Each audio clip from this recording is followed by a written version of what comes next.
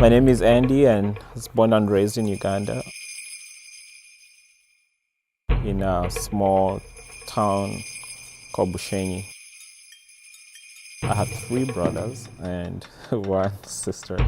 As far as I remember, I think the first time I lived with my mom under the same roof, uninterrupted for a year, I was 12. So as she many times sent us away to live in different places. Until I was 12, that's when now she brought us together with her. That's where kind of like another chapter in my life begins. First of all, I think some of our difficulties, some of our pain begins with my own mother's pain, I guess, because her father never wanted to send her to school because she was a girl, because she was a woman. Her desire, first of all, was to get educated. So I think that dream for her, she passed it onto us.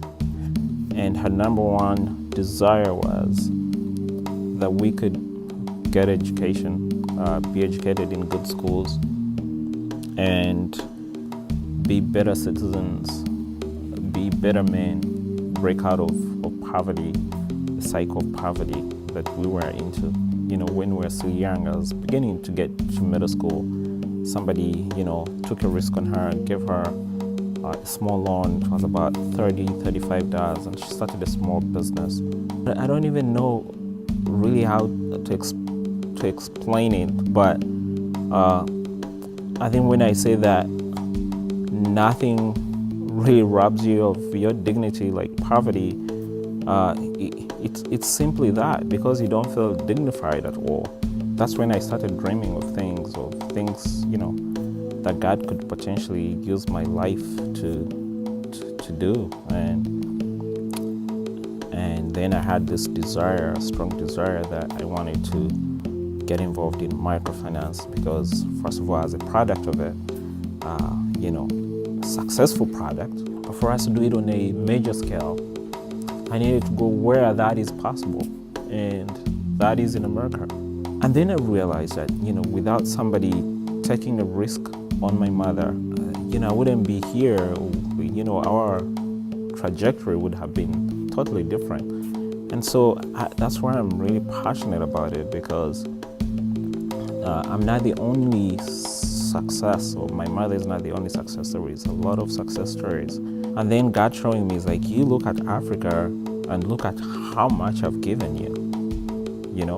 Not the gold or the oil or the diamonds underneath, but the soil itself that produces fruit, that produces food, that actually is all we need to survive. That's when I began saying, okay, then how do we catalyze it? How do we take full advantage of that potential? So I started thinking agriculture and microfinance together. I think that's where it begins. That's the seed that we are planting, the same seed that was planted for me. So our organization is called Hiinga, and Hiinga means to cultivate. Hiinga means sustainability. We focus on agriculture.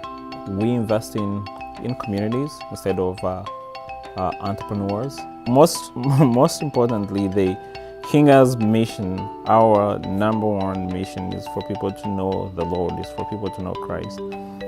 Our desire is that God would have a harvest in the communities where we work. We are creating jobs, really. That is the thing that we're doing. We're creating jobs.